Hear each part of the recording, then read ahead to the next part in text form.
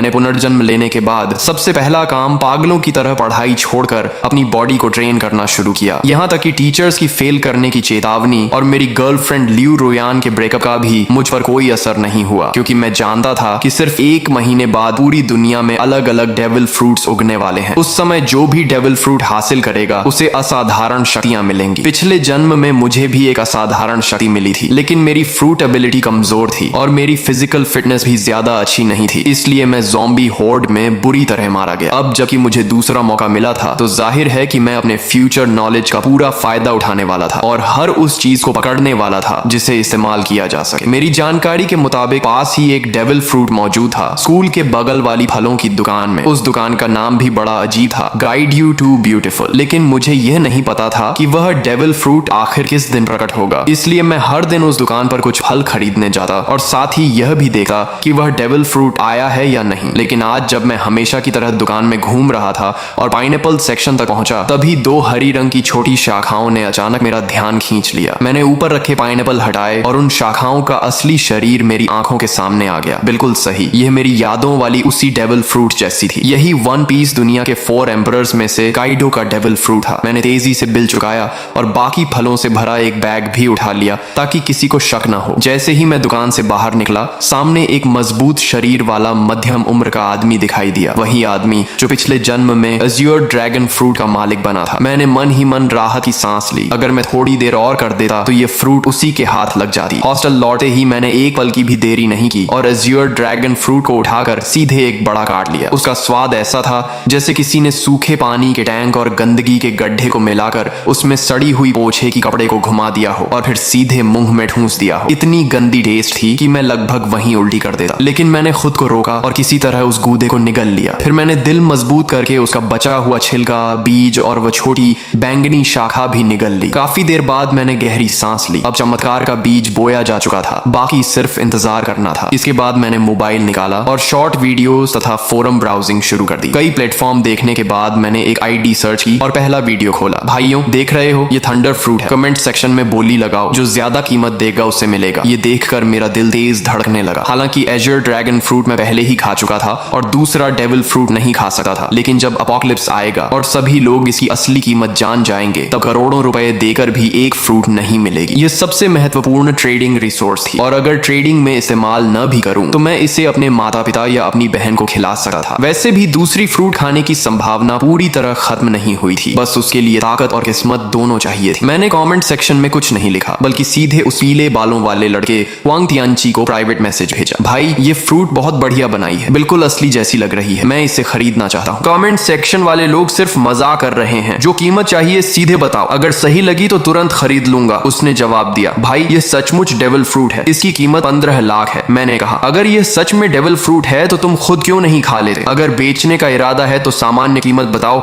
नहीं तो मैं तुम्हें ब्लॉक कर दूंगा। वह बोला, ठीक है, 1 लाख। मैंने कहा, 1000 फाइनल प्राइस। तुम्हारे जैसे कलेक्टिबल मॉडल की यही असली कीमत है। वह थोड़ा निराश हुआ। सोचा था ज्यादा पैसे ठग लूंगा, लेकिन 1000 भी ठीक है, कुछ दिन मौज हो जाएगी। मैंने कहा, ठीक है, पैसे दूंगा और सामान ले लूंगा। फिर मैंने पूछा, तुम कोई दुकान वाले नहीं हो? अगर मैं पैसे दे दूं और तुम सामान न भेजो तो पता दो, मैं आमने सामने डील करूंगा। उसने हंसकर कहा, सामने ही सही, क्या कर लोगे? उसने पता भेज दिया। फ्रूट मिलने के बाद मैं पूरी रफ्तार से निकल पड़ा और 2.5 घंटे में उसके बताए हुए छोटे शहर के स्टेशन पहुंच गया। मैंने पूछा, तुम वही हो जो डेविल फ्रूट बेच रहे थे? पेमेंट QR कोड दो, पहले फ्रूट देखूंगा फिर पैसे दूंगा। वह बोला, पहले पैसे फिर सामान। क्या तुम्हें लगता है मैं भाग जाऊंगा? मैंने कहा, यह तुम्हारा इलाका है। उसने सोचा और माना कि बात सही है। इस इलाके में उसकी थोड़ी बहुत पहचान थी। अगर मैं पैसे न देता तो वह एक फोन करता और उसके दोस्त मिनटों में पहुंच जाते। जब उसने बैग मेरी तरफ बढ़ाया तो मेरे हाथ तक कांप रहे थे। मैंने फ्रूट निकाली और मेरा दिल जोर जोर से धड़कने लगा। कोई गलती नहीं थी, ये असली डेविल फ्रूट थी। मैंने बिना समय गंवाए तुरंत 1000 रुपए ट्रांसफर कर दिए, फ्रूट को संभाला और वापस निकल पड़ा। अगर इस बेकार जगह से ट्रेन चलती होती तो मैं उसी समय घर लौट जाता। वापसी के रास्ते में मैं मोबाइल पर शॉर्ट वीडियोस देख रहा था कि अचानक एक वीडियो ने मेरा ध्यान खींच लिया। हाल ही में कई लोग अचानक बेहोश हो रहे हैं और लोगों के शरीर पर अजीब अजीब धब्बे दिखाई देने लगे हैं। एक्सपर्ट्स का कहना था कि यह संभवतः किसी नए प्रकार का फ्लू हो सकता है और सभी से मास्क पहनने तथा सावधानी बरतने की अपील की जा रही थी। ये खबर देखते ही मेरा दिल जोर से धड़क उठा। बेहोशी, शरीर पर धब्बे, क्या यह वही संकेत नहीं थे जो पिछले जन्म में अपोकलिप्स शुरू होने से पहले दिखाई दिए थे? मैंने बिना एक पल गंवाए हॉस्टल की ओर दौड़ लगा दी। पहले से तैयार रखा हुआ अपना सामान उठाया और बाहर निकलने ही वाला था कि पीछे से अचानक एक दर्दनाक चीख सुनाई दी। कई छात्र अचानक जमीन पर गिर पड़े और उनके शरीर पर धब्बे उभरने लगे। इसके तुरंत बाद एक रहस्यमयी दबाव पूरे क्षेत्र में फैल गया, जिससे सभी लोग हिलने तक में असमर्थ हो गए। तभी जो लोग पूरी तरह बेहोश हो चुके थे वे अचानक झटके से उठ बैठे। उनकी आंखें लाल हो गईं, नाखून लंबे और नुकीले हो गए और वे पागलों की तरह एक एक कमरे से बाहर निकलने लगे। देखते ही देखते पूरे हॉस्टल में अफरा तफरी मच गई और अनगिनत छात्र रोते चिल्लाते बाहर की ओर भागने लगे। लेकिन उसी क्षण मैंने महसूस किया कि मेरे ब्लड लाइन की गहराइयों से एक शक्ति जाग रही है। मेरे शरीर में एज्योर ड्रैगन की शक्ति उभरने लगी। मैंने सिर उठाकर एक गूंजती हुई गर्जना की। मेरी त्वचा पर नीले ड्रैगन स्केल्स उभर आए, सिर पर ड्रैगन हॉर्न्स निकल आए और मेरे हाथ ड्रैगन क्लॉज में बदल गए। मेरा पूरा शरीर हाइब्रिड ड्रैगन फॉर्म में बदलने लगा। गलियारे में मौजूद छात्र मुझे देखकर बुरी तरह डर गए, क्योंकि उनकी नजर में मैं भी उन लोगों की तरह एक मॉन्स्टर बन चुका था। लेकिन इस हाइब्रिड फॉर्म ने मेरी फिजिकल स्ट्रेंथ, डिफेंस, स्पीड और रिकवरी एबिलिटी को कई गुना बढ़ा दिया था। तभी पीछे से दो ज़ॉम्बीज दहाड़ते हुए मेरी तरफ झपटे। मैंने ड्रैगन क्लॉ घुमाई और उन्हें एक ही वार में दूर फेंक दिया। तभी एक और ज़ॉम्बी दूसरे कमरे से बाहर निकला। मैंने मुंह खोलकर गर्म सांस छोड़ी और अगली ही क्षण आग की लपटों ने उसे राख में बदल दिया। लेकिन सिर्फ इतनी सी फ्लेम ब्रेथ के बाद ही मुझे अपनी स्टैमिना तेजी से घटी हुई महसूस हुई। डेविल फ्रूट की असली ताकत स्टैमिना पर निर्भर करती है। भविष्य में हाकी कितना भी आम क्यों ना हो जाए, आखिरकार खर्च स्टैमिना का ही होता है। अपोकलिप्स के शुरुआती चरण में हर किसी की फिजिकल लिमिट बहुत कम होती है। मैं काइडो जैसी ओनी रेस से नहीं था और न ही उसके जैसा मॉन्स्टर कॉन्स्टिट्यूशन रखता था, इसलिए एज्योर ड्रैगन फ्रूट मिलने के बावजूद मैं उसकी पूरी ताकत नहीं निकाल सका था। लेकिन मेरे पास इसका समाधान था। मैंने अपना बेसबॉल बैट उठाया। यह खास तौर पर बनवाया गया हैवी रीइंफोर्स्ड बैट था, जो ज़ॉम्बी के सिर कुचलने के लिए बिल्कुल परफेक्ट था। मैंने बैट घुमाया और उस पर बिजली की लहरें दौड़ने लगी। एज्योर ड्रैगन फ्रूट हवा, आग और बिजली तीनों एलिमेंट्स को कंट्रोल कर सकता था। भले ही इसकी ताकत लोजिया फ्रूट्स जितनी ना हो, लेकिन अटैक एनहांस करने के लिए यह काफी थी। मैं गलियारे में ज़ॉम्बीज का सफाया करता हुआ आगे बढ़ता गया और जल्दी ही बाकी छात्रों का ध्यान मेरी तरफ गया। लगातार ज़ॉम्बीज को खत्म करने की वजह से उन्हें भागने और सांस लेने का मौका मिल रहा था। बिजली से घिरा मेरा बेसबॉल बैट सचमुच थंडर बागवा जैसा लग रहा था। लगभग हर ज़ॉम्बी मेरे सामने एक ही वार में खत्म हो रहा था। लेकिन मैं इस कत्लेआम के रोमांच में नहीं डूबा। लड़ते हुए मैं तेजी से नीचे की ओर बढ़ता रहा। मेरा पहला लक्ष्य था किसी भी कीमत पर घर पहुंचना, ताकि इस जन्म में मेरे माता पिता और मेरी छोटी बहन को फिर कभी अपमान और अत्याचार न सहना पड़े। दूसरा लक्ष्य था जितनी जल्दी हो सके 100 ज़ॉम्बीज मारना, क्योंकि जो व्यक्ति अकेले 100 ज़ॉम्बीज खत्म करता उसके लिए डिवाइन स्पेस खुल जाती थी। वहां से मैं 3 कलर हाकी की ट्रेनिंग मेथड प्राप्त कर सकता था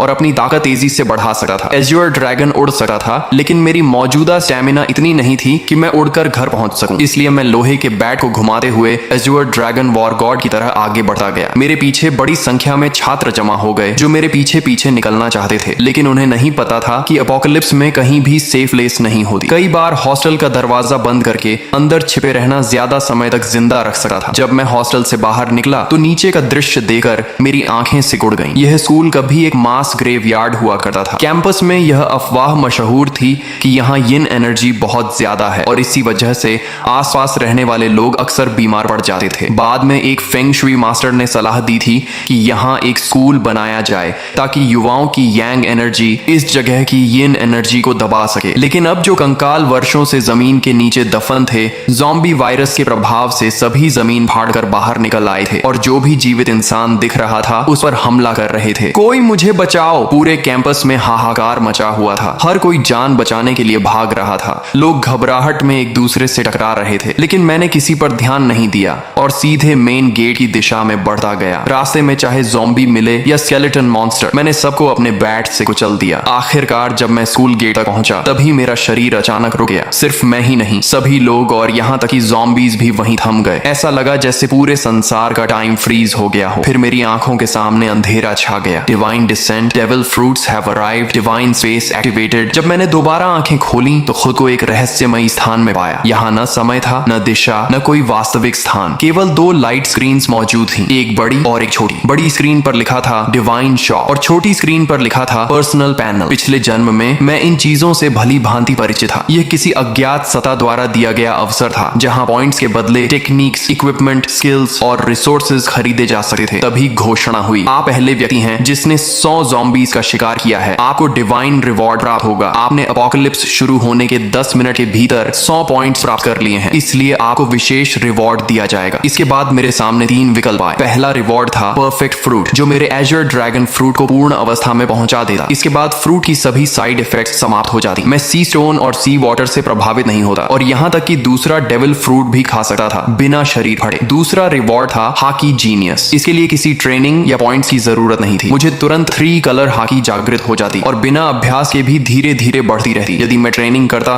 तो इसकी ग्रोथ स्पीड 2 गुनी हो जाती। तीसरा रिवॉर्ड था ज़ॉम्बी स्लेयर डिवाइन वेपन। मुझे अपनी पसंद का सुप्रीम ग्रेड वेपन मिलता जो ज़ॉम्बीज को 2 गुना डैमेज देता। फ्रूट, हाकी या वेपन, 3 में से एक चुनना था। पहला और तीसरा रिवॉर्ड तुरंत कॉम्बैट पावर बढ़ाते थे, जबकि दूसरा धीरे धीरे ताकत बढ़ाता, लेकिन उसकी पोटेंशियल लिमिट कहीं अधिक थी। पिछले जन्म के अनुभव के अनुसार बाद के चरणों में भी हाकी कभी आउटडेटेड नहीं हुई थी। मैं कुछ क्षण सोच में पड़ गया। तभी मुझे काइडो की कही बात याद आई, हाकी ही असली आधार है। रॉजर और गार्ड के पास कोई डेविल फ्रूट नहीं थी, फिर भी वे दुनिया के सबसे शक्तिशाली योद्धा बने। यहाँ तक कि काइडो ने हाकी को इतना महत्व दिया कि उसने अपनी फ्रूट अवेकनिंग तक पर ज्यादा ध्यान नहीं दिया। ये सोचते ही मैंने फैसला कर लिया, ताकतें जितनी ज्यादा हों उतना अच्छा नहीं। असली बात यह है कि किसी एक ताकत को उसकी सीमा तक पहुंचाया जाए। एज्योर ड्रैगन फ्रूट कितनी शक्तिशाली बनेगी ये पूरी तरह मेरी फिजिकल स्ट्रेंथ पर निर्भर था। अगले ही क्षण मैंने हाकी जीनियस चुन लिया। तुरंत 3 कलर हाकी मेरे भीतर जाग उठी। काली ऊर्जा की एक पतली परत मेरी मुट्ठियों पर चढ़ गई। यह आर्मामेंट हाकी थी। इसके बाद मैंने कुछ पॉइंट्स खर्च करके 5 वाटर मीट खरीदे, जो तेजी से स्टेमिना रिकवर करने वाला फूड था और लड़ाई में लंबे समय तक टिकने में मदद करता था। पर्सनल पैनल सिर्फ स्टेटस स्क्रीन नहीं थी, बल्कि कम्युनिकेशन डिवाइस भी थी। अपोकलिप्स में जब मानव सभ्यता टूट गई थी, तब लोग इसी पैनल के कम्युनिकेशन फंक्शन से संपर्क बनाए रखते थे। इसमें अलग अलग चैनल्स भी बने हुए थे और बहुत से लोग पहले ही बातचीत शुरू कर चुके थे। तभी घोषणा हुई, स्पेस कनेक्शन समाप्त होने वाली है। भविष्य में केवल विचार करते ही डिवाइन स्पेस में प्रवेश किया जा सकेगा। मेरी आंखों के सामने फिर अंधेरा छा गया। जब मैंने दोबारा आंखें खोली तो मैं वापस अपने शरीर में था। चारों ओर अनगिनत ज़ॉम्बीज और घबराए हुए छात्र शिक्षक मौजूद थे। मैंने तुरंत एक वाटर मीट मुंह में ठूंस ली और तेजी से खाते हुए स्कूल गेट की ओर बढ़ने लगा। तभी मुझे अचानक खतरे का एहसास हुआ। मैंने तुरंत अपना शरीर एक ओर घुमा लिया। जिस जगह मैं खड़ा था वहां अगले ही पल जमीन फट गई और एक स्केलेटन आर्म बाहर निकल आई। बहुत से लोग सोच रहे थे कि शहर छोड़कर किसी सुनसान जगह चले जाएंगे और किसी तरह जीवित रहेंगे, लेकिन उन्हें नहीं पता था कि अब इस दुनिया में 1 इंच भी सुरक्षित जमीन नहीं बची थी। इसी दौरान रास्ते में चल रही कारों के रेडियो पर इमरजेंसी ब्रॉडकास्ट लगातार बज रहा था। यह राष्ट्रीय आपातकालीन सूचना है। सभी नागरिक शांत रहें, अपने घरों के अंदर रहें और दरवाजे खिड़कियां बंद रखें। हमारी सेना पूरी तरह सक्रिय हो चुकी है। रेडियो पर आगे घोषणा हुई, हमारी बायोलॉजिकल लैबोरेटरीज भी एंटीडोट विकसित करने में लगी हुई हैं। कृपया शांति बनाए रखें और घबराहट में कोई गलत कदम न उठाएं। लेकिन मैं जानता था कि सच्चाई इससे कहीं ज्यादा भयावह है। ज़ॉम्बी वायरस की पहली लहर हवा के जरिए फैलती थी और जिन लोगों की फिजिकल कॉन्स्टिट्यूशन कमजोर होती थी वे सबसे पहले संक्रमित होते थे। इसी वजह से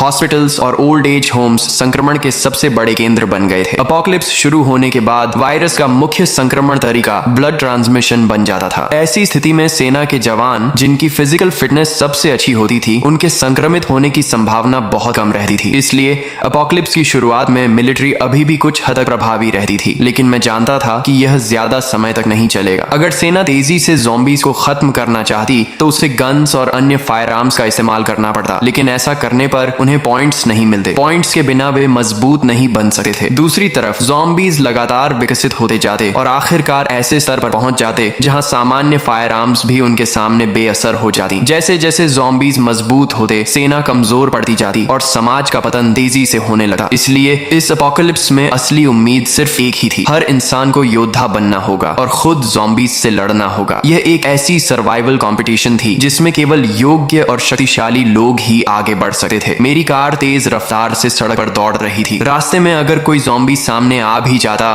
तो मैं ब्रेक लगाने की बजाय उसे सीधा टक्कर मारकर आगे निकल जाता। तभी अचानक मेरा फोन बज उठा। कॉल उठाते ही दूसरी तरफ से मेरी छोटी बहन की घबराई हुई आवाज सुनाई दी, भैया आप कहाँ हो? बाहर बहुत सारे ज़ॉम्बीज हैं, बहुत डर लग रहा है। मैंने तुरंत पूछा, मैं ठीक हूँ, तुम कैसी हो? मम्मी पापा ठीक है ना? उसने राहत की सांस लेते हुए कहा, मम्मी ने आपकी बात मानकर पहले ही छुट्टी ले ली थी और मुझे स्कूल से घर ले आई थी। पापा अभी हॉस्पिटल में हैं। उन्होंने कहा है कि उन्होंने ऑफिस लॉक कर लिया है और फिलहाल सुरक्षित हैं। भैया आप तो सचमुच भविष्यवक्ता निकले। अगर आपने मम्मी को जबरदस्ती छुट्टी लेने के लिए न कहा होता तो शायद हम अभी बाहर ही मर चुके होते। पिछले 1 महीने से मेरी बहन औचिंग बहुत हैरान थी क्योंकि मैं हर दिन बड़ी मात्रा में डेली नेसेसिटीज घर भेज रहा था। जब भी परिवार पूछता कि इतना सामान क्यों जमा कर रहा हूँ, मैं कोई जवाब नहीं देता था। उन्हें यह भी नहीं पता था कि मेरे पास इतना पैसा आया कहां से। असल में मेरे पास कोई पैसा नहीं था, सिर्फ 1 महीने में इतना कमाना भी असंभव था। लेकिन जब अपोकलिप्स आने ही वाला था तो मुझे कर्ज लेने से डरने की क्या जरूरत थी। मैंने लगभग हर ऑनलाइन प्लेटफॉर्म से लोन ले लिया था। अगर माता पिता को समझाने की समस्या ना होती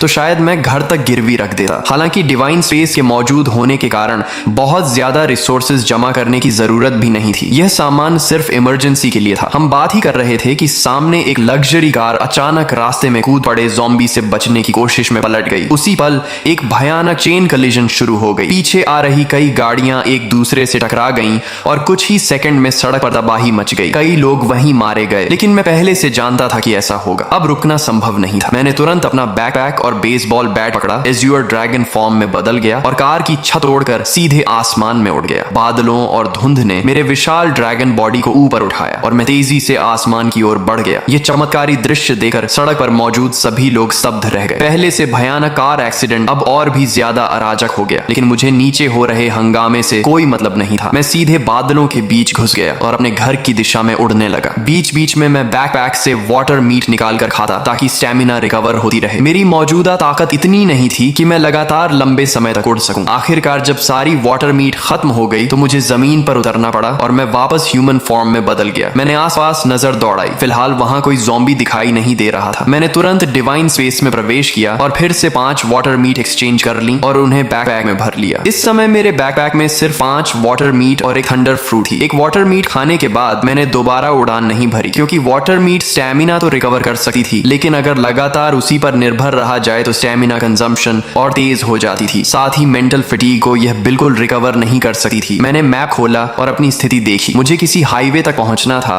और वहां से एक व्हीकल हासिल करनी थी। दिशा तय करने के बाद मैं फिर से एज्योर ड्रैगन में बदल गया। इस बार मैं सिर्फ 10 मिनट उड़ा और जल्द ही नीचे एक हाईवे दिखाई देने लगी जहां अनगिनत व्हीकल तेज रफ्तार से दौड़ रही थी। मेरा लक्ष्य था कोई मजबूत ऑफ रोड एसयूवी ढूंढना। नीचे सड़क पर मौजूद कई लोगों ने आसमान में उड़ते एज्योर ड्रैगन को देख लिया था। तुरंत लोगों ने अपने फोन्स निकालकर वीडियो बनाना शुरू कर दिया और उसे डिवाइन स्पेस के कम्युनिकेशन चैनल पर अपलोड कर दिया। दोस्तों, मैंने ड्रैगन देखा है, बहुत बड़ा एज्योर ड्रैगन, कम से कम 10 मीटर लंबा होगा, किसी ने लिखा। दूसरे ने जवाब दिया, ये जरूर काइडो का एज्योर ड्रैगन फ्रूट होगा। पता नहीं किस लकी आदमी को इतनी ताकतवर मिथिकल बीस्ट फ्रूट मिल गई। तभी किसी और ने लिखा, मुझे भी कभी थंडर फ्रूट मिली थी, लेकिन मैंने उसे नकली समझकर बेच दिया। ये मैसेज लिखने वाला वही पीले बालों वाला हुआंग तियनची था। उसे अब पछतावे से खुद को मार लेने का मन कर रहा था। आखिर उसने असली थंडर फ्रूट सिर्फ 1000 रुपए में बेच दी थी। जीजू से यूजो जाने वाले हाईवे के ऊपर उड़ते हुए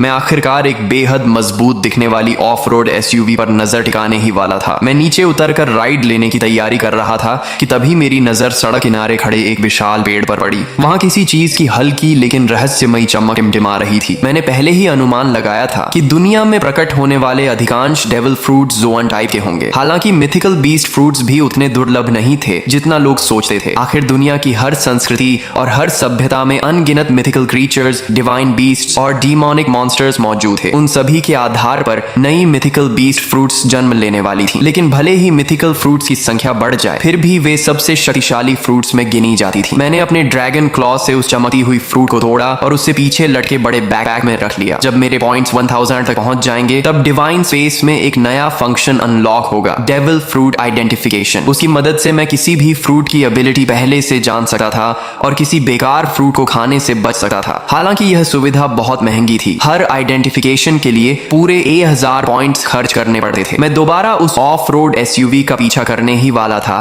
कि अचानक आगे चल रहा एक बड़ा ट्रक बुरी तरह पलट गया। उसी पल उसके अंदर से 3 ज़ॉम्बीज बाहर निकले और आसपास की गाड़ियों पर हमला करने लगे। लेकिन उस समय किसी के पास रुकने का साहस नहीं था। एक ड्राइवर ने एक्सेलरेटर पूरी ताकत से दबाया और सीधे ज़ॉम्बीज के ऊपर गाड़ी चढ़ा दी। फिर वह गाड़ी को दाएं बाएं घुमाकर ज़ॉम्बीज को गिराने की कोशिश करने लगा। उसकी इस हरकत ने तुरंत एक और चेन एक्सीडेंट पैदा कर दिया। मैंने उधर सिर्फ एक नजर डाली और फिर पलटे हुए ट्रक के पास उतर गया। ह्यूमन बीस्ट फॉर्म में बदलकर मैंने ट्रक के किनारे को पकड़ लिया और एज्योर ड्रैगन की विशाल शक्ति का इस्तेमाल करते हुए उसे जबरदस्ती सीधा खड़ा कर दिया। एज्योर ड्रैगन फ्रूट द्वारा दी गई स्ट्रेंथ वास्तव में भयावह थी। इसके बाद मैं ट्रक के अंदर घुसा और खुद उसे चलाने लगा। जब धीरे धीरे मुझे एहसास हुआ कि वे सभी मेरी ट्रक के पीछे पीछे चल रही हैं। मैंने रियर व्यू मिरर में यह दृश्य देखा, लेकिन मुझे इससे कोई फर्क नहीं पड़ा जब तक वे मेरे काम में रुकावट नहीं डालते थे उन्हें मेरे पीछे आने से कोई समस्या नहीं थी। रास्ते भर बार बार एक्सीडेंट्स होते रहे। मैं समय समय पर ट्रक से उतरता, ज़ॉम्बीज को खत्म करता और सड़क साफ करता। तभी एक मोटा और अमीर दिखने वाला मध्यम उम्र का आदमी मुस्कुराते हुए मेरे पास आया और बोला, अगर आप मेरी सुरक्षा करेंगे तो मैं आपको जितना पैसा चाहिए उतना दे सकता हूँ। मैंने उसकी तरफ ठंडी नजर से देखा और कहा, एक कदम और आगे बढ़ाया तो मरोगे। वह आदमी इतना डर गया कि अनजाने में वहीं घुटनों के बल बैठ गया। उस समय मेरी ड्रैगन फॉर्म और उससे निकल रही किंगली ऑरा उसे ऐसे महसूस हो रही थी जैसे उसके सामने कोई सर्वोच्च शासक खड़ा हो। मेरी हल्की सी कॉन्करर्स हाकी ने आसपास खड़े कई लोगों को डर से जड़ कर दिया। फिर भी मौत का डर इंसान से कुछ भी करवा सकता है। एक बेहद खूबसूरत मैच्योर वुमन हिम्मत करके मेरे पास आई। अपोकलिप्स के बीच भी उसने खुद को बेहद आकर्षक तरीके से सजाया हुआ था। उसने मुस्कुराते हुए कहा, हैंडसम, क्या आप मुझे अपने साथ ले जा सकते हैं? आप मेरे साथ जो चाहें कर सकते हैं। मैंने बिना भाव बदले सिर्फ एक शब्द कहा, दफा हो जाओ। मैं अभी अपनी ड्रैगन एबिलिटी हटाकर ट्रक में चढ़ने ही वाला था कि तभी एक लंबा चौड़ा ताकतवर आदमी तेजी से मेरी तरफ आया। उसने देखा कि मैं रुकने वाला नहीं हूं तो जल्दी जल्दी बोला, सर, मैंने भी बहुत सारी अपोकलिप्स नॉवेल्स पढ़ी हैं। आप इतने शक्तिशाली हैं, लेकिन क्या आपको बेस बिल्ड करने के लिए लोगों की जरूरत नहीं पड़ेगी? मेरा नाम लिन कुई है। मेरे पास कोई खास टैलेंट नहीं है, लेकिन ताकत बहुत है। मैं एक कॉम्बैट कोच हूँ और निश्चित रूप से आपके काम आ सका हूँ। मैं रुक गया और उसकी तरफ देखने लगा। थोड़ी पर हाथ रखकर कुछ देर सोचता रहा। उसकी बात गलत नहीं थी। सिविलाइजेशन और सोशल ऑर्डर जल्द ही पूरी तरह खत्म होने वाले थे। अगर मुझे अपोकलिप्स में लंबे समय तक जीवित रहना था तो मुझे अपना खुद का सेफ बेस बनाना पड़ेगा। ज़ॉम्बीज की ग्रोथ स्पीड बहुत तेज थी। अकेले मेरे लिए हर समय अपने परिवार की रक्षा करना मुश्किल था। जब लिन कुई ने देखा कि मैं सोच रहा हूँ तो उसके चेहरे पर खुशी छा गई। उसने बिना देर किए अपना सामान, अपनी कार और बाकी सब कुछ वहीं छोड़ दिया। उसे डर था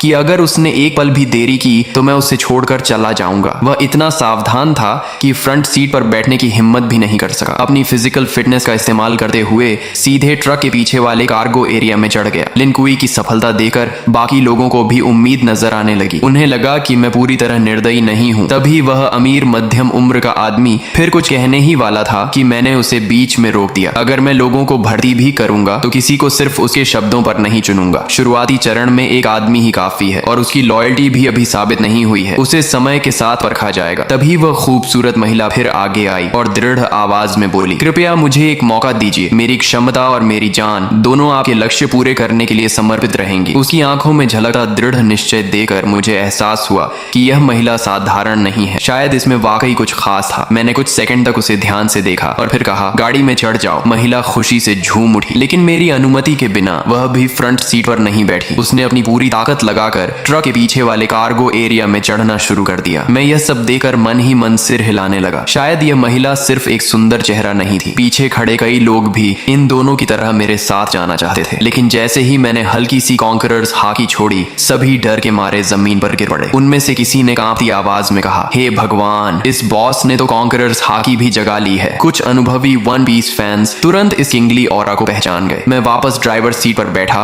और ट्रक को आगे बढ़ा दिया। करीब 2.5 घंटे की यात्रा के बाद आखिरकार मुझे सड़क किनारे एक सर्विस एरिया दिखाई दिया। लेकिन वह जगह पूरी तरह ज़ॉम्बीज के कब्जे में थी। रास्ते से गुजरने वाले लोग वहां फ्यूल और फूड लेने जाना चाहते थे, लेकिन वहां मौजूद ज़ॉम्बीज की भारी संख्या देखकर हिम्मत नहीं कर पा रहे थे। मगर मुझे इसकी चिंता नहीं थी। जैसे ही ट्रक वहां रुका, ज़ॉम्बीज का एक बड़ा झुंड हमारी तरफ दौड़ पड़ा। वे ड्राइवर कैबिन में तो नहीं घुस सकते थे, इसलिए ट्रक के पीछे चढ़कर लिन कुई और उस महिला पर हमला करने की कोशिश करने लगे। दोनों डरकर कार्गो एरिया के अंदर दुबक गए और सिर तक बाहर निकालने की हिम्मत नहीं कर पाए। मैं ट्रक से उतरा, ह्यूमन बीस्ट फॉर्म में बदला और बेसबॉल बैट घुमाते हुए कुछ ही सेकंड में ट्रक पर चढ़ रहे कई ज़ॉम्बीज के सिर कुचल दिए। तभी मुझे एहसास हुआ कि पीछे पीछे आ रहा पूरा व्हीकल कॉन्वॉय भी इस सर्विस एरिया तक पहुंच चुका था। वे लोग चाहते थे कि मैं ज़ॉम्बीज को खत्म कर दूं ताकि वे आराम से फ्यूल और सप्लाईज ले सकें। लेकिन जैसे ही उनकी गाड़ियां वहां पहुंची, अगले ही पल ज़ॉम्बीज का विशाल झुंड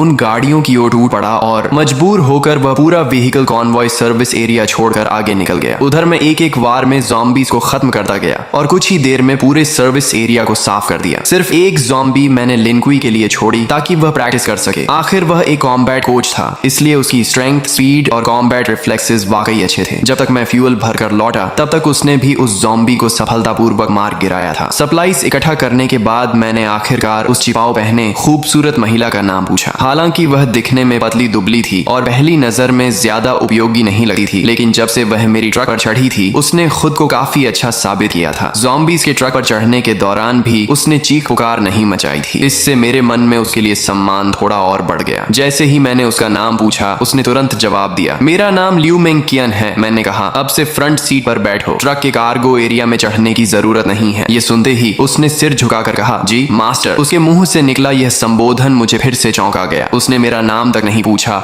और सीधे मुझे मास्टर कहकर संबोधित करने लगी। जो व्यक्ति अपना ईगो और प्राइड छोड़ सकता है, वही एपोकलिप्स जैसी दुनिया में ज्यादा समय तक जीवित रह सकता है। थोड़ी देर बाद हम फिर से यात्रा पर निकल पड़े। रास्ते में मुझे एक बार फिर मेरी बहन आओ चिंग का फोन आया। भैया आप कहाँ हो? पापा हॉस्पिटल के ऑफिस में फंसे हुए हैं। मैंने सुना है हॉस्पिटल में सबसे ज्यादा ज़ॉम्बीज हैं। पापा के पास खाना पानी भी नहीं है। मुझे बहुत डर लग रहा है कि उन्हें कुछ हो न जाए। उसकी आवाज रोने जैसी हो गई थी। फोन के दूसरी तरफ मेरी माँ की आवाज भी सुनाई दी। हाउ हाउ, तुम्हारे स्कूल का क्या हाल है? तुम अपना ध्यान रखना, हम तुम्हें बचाने का कोई रास्ता ढूंढ लेंगे। मैंने कहा, माँ चिंता मत करो, मुझे काइडो का एजर ड्रैगन फ्रूट मिल गया है। डेविल फ्रूट का नाम सुनते ही आओ चिंग का डर काफी कम हो गया। हम भाई बहन पूरे 1 घंटे तक फोन पर बातें करते रहे। कॉल खत्म होने के बाद मैंने तुरंत अपने पिता को फोन किया। मैंने उन्हें बताया कि मैं अब एबिलिटी यूजर बन चुका हूं और जल्द ही हॉस्पिटल पहुंचकर उन्हें बचा लूंगा। मैंने उन्हें सख्त हिदायत दी कि ऑफिस के अंदर छिपे रहें और बाहर निकलने की कोशिश न करें। दूसरी तरफ ऑफिस में फंसे एओ हाई भूख, प्यास और लगातार दरवाजा पीटे ज़ॉम्बीज की वजह से बेहद परेशान थे। वह आधी नींद और आधी बेहोशी की हालत में थे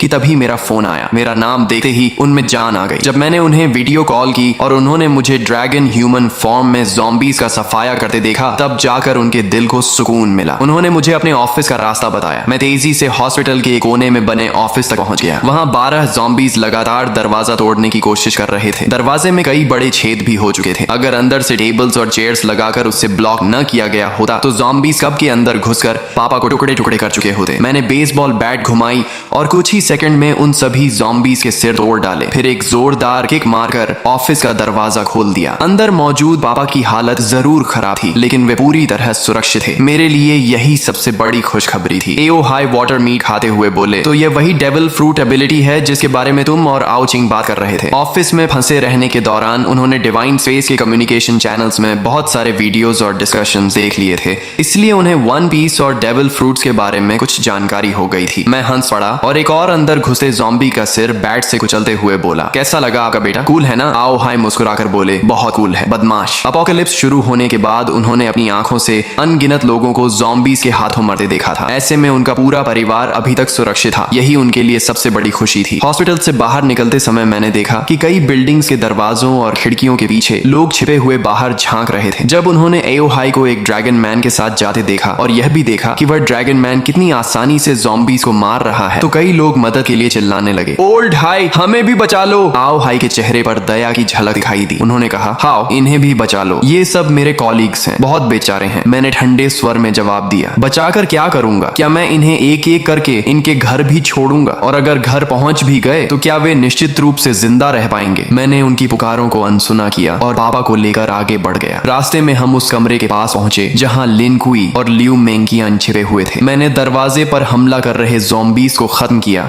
और फिर एक बार में दरवाजा तोड़ दिया। मुझे देखकर दोनों तुरंत बाहर आ गए और एक साथ बोले, मास्टर। ये सुनकर आओ हाई की आंखें फैल गईं। एक तरफ मांसपेशियों से भरा विशाल आदमी और दूसरी तरफ एक बेहद खूबसूरत महिला, दोनों मेरे सामने इतनी इज्जत से झुके हुए थे। खासकर लियू मेंकियन द्वारा मुझे मास्टर कहना उन्हें और भी अजीब लग रहा था। उनके चेहरे पर साफ लिखा था, हे भगवान, मेरा बेटा आखिर बाहर क्या क्या कर रहा है। यहाँ तक कि मेरी 2 जन्मों की मोटी चमड़ी भी थोड़ा गर्म हो गई। मैंने सामान्य बने रहने की कोशिश करते हुए कहा, ये दोनों रास्ते में मिले छोटे भाई बहन जैसे हैं। लेकिन आओ हाई की आंखें साफ कह रही थीं कि उन्हें मेरी बात पर जरा भी विश्वास नहीं हुआ। मैं और कुछ समझाने की बजाय चुप हो गया। हम सभी ट्रक तक पहुंचे। मैंने पापा को फ्रंट सीट पर बैठाया और लियू मेंकियन को फिर से कार्गो एरिया में भेज दिया। जब हम घर पहुंचे तो मेरी बहन आओ चिंग ने लियू मेंकियन को देखते ही आश्चर्य से मुंह खोल दिया। वाह कितनी सुंदर महिला है। और अभी इसने भैया को क्या कहा? मास्टर। फिर उसने लिन कुई की तरफ देखा, और ये मसल मॉन्स्टर कौन है? अगर कोई कह दे कि यह स्पेशल फोर्सेस का सैनिक है तो भी मैं मान लूंगी, और ये भी भैया को बॉस कह रहा है। इस समय लियू मेंकियन एक परफेक्ट मेड की तरह दोनों हाथ पेट के सामने जोड़कर शांति से मेरे पीछे खड़ी थी। वहीं लिन कुई काफी असहज महसूस कर रहा था। वह मिलनसार व्यक्ति था,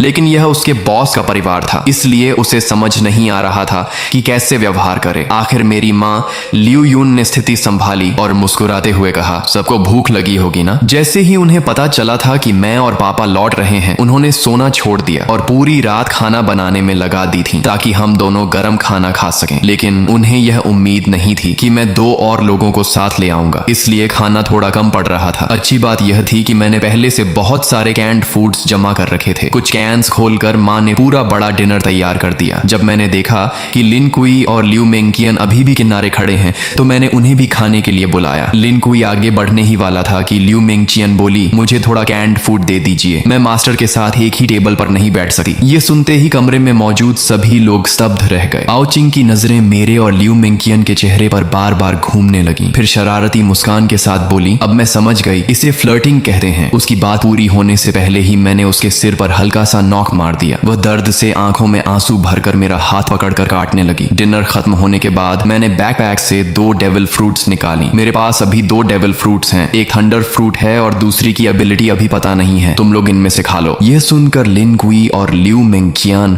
दोनों चौंक गए। उन्हें उम्मीद नहीं थी कि मेरे पास इतनी दुर्लभ चीजें भी मौजूद हैं। उनकी आंखों में चाहत साफ दिखाई दे रही थी। आओ चिंग उत्साह से दोनों फ्रूट्स को उठाकर देखने लगी। फिर उसने उन्हें माता पिता को दिखाया, लेकिन आओ हाई ने फ्रूट देकर वापस मुझे लौटा दी। आओ चिंग को दे दो, हमारी उम्र हो चुकी है, हम खाएंगे तो बर्बाद हो जाएंगी। माँ भी सहमत हो गई। हाँ, तुम्हारे जैसा बेटा हमारी रक्षा कर रहा है, हमारे लिए वही काफी है। इतनी कीमती चीज तुम्हारे पास रहेगी तो ज्यादा काम आएगी। मैंने समझाने की कोशिश की, मेरे पास पहले से एज्योर ड्रैगन फ्रूट है, मेरी ग्रोथ बहुत तेज होगी। लेकिन अगर आप लोग भी डेविल फ्रूट्स खा लेंगे तो ज़ॉम्बीज मारकर जल्दी पॉइंट्स कमा सकेंगे और हाकी ट्रेनिंग भी अनलॉक कर पाएंगे। अपोकलिप्स में असली कैपिटल यही है। लेकिन काफी देर समझाने के बाद भी माता पिता नहीं माने। आखिर मैंने हार कर आओ चिंग की तरफ देखा। ठीक है, तुम चुन लो। आओ चिंग तो कब से इसी पल का इंतजार कर रही थी। उसने दोनों फ्रूट्स हाथ में लेकर बार बार देखा, लेकिन काफी सोचने के बाद उसने थंडर फ्रूट मुझे वापस दे दी। मैं हैरान रह गया। क्या तुम थंडर फ्रूट नहीं लोगी? लोजिया एलिमेंटलाइजेशन शुरुआती चरण में लगभग इनविंसिबल होती है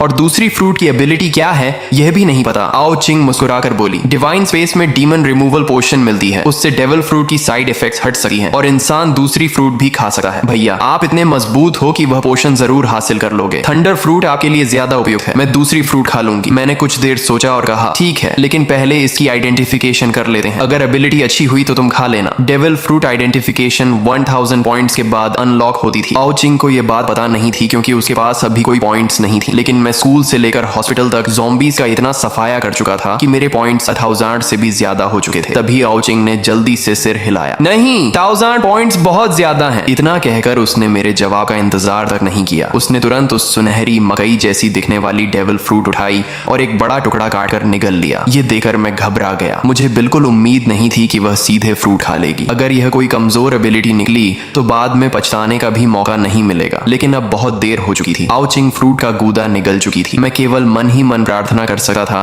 कि उसे कोई शक्तिशाली एबिलिटी मिले।